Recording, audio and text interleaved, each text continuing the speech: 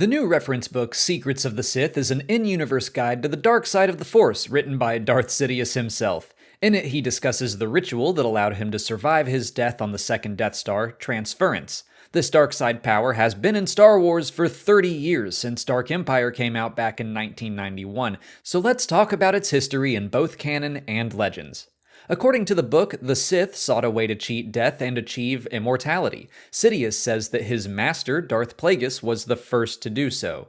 Palpatine claims to have built on his master's research, learning how to transfer his own consciousness from one vessel to another. He goes on to say that if Rey were to make her way to Exegol and strike him down, his soul would have jumped from his body into hers, and the two of them would be reborn as one.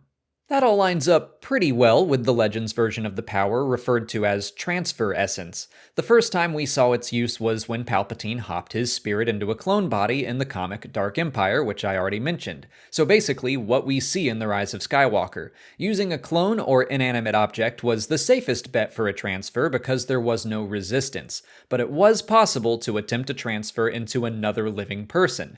It was considered to be very difficult and dangerous because the invading spirit would have to overpower and expel the existing one.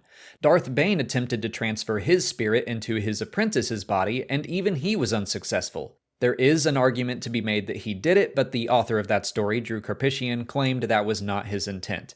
Anyway, if a person tried and failed to invade an inhabited consciousness, their own spirit would be banished to the void, basically the Star Wars version of hell. The biggest difference between canon and legends right now seems to be the timeline of when someone first figured any of it out. In Legends, Carnus Mur was able to put his spirit into a talisman that would possess anyone who put it on, and he lived 7,000 years before Palpatine's time.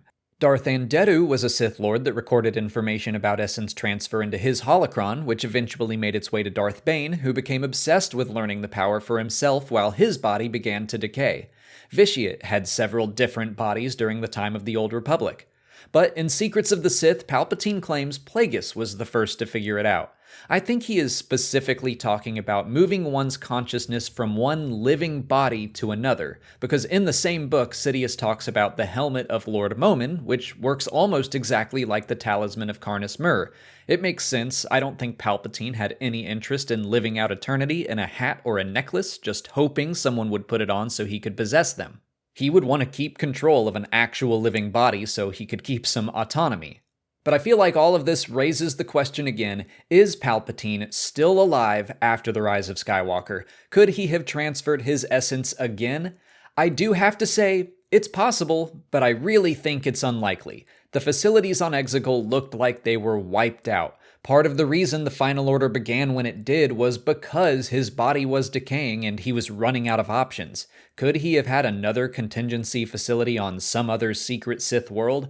Maybe, but again in the book he talks about how he wants to go reclaim Moraband and Malachor as if he hasn't been to either location in a long time. No, I think and sincerely hope Palpatine is gone for good this time. Anyway, that's what we know about transference for now. If you haven't already, please like this video, subscribe to the channel, follow us on TikTok, Twitter, Instagram, and Facebook, and consider checking out our Patreon page. As always, thanks for watching, and may the Force be with you.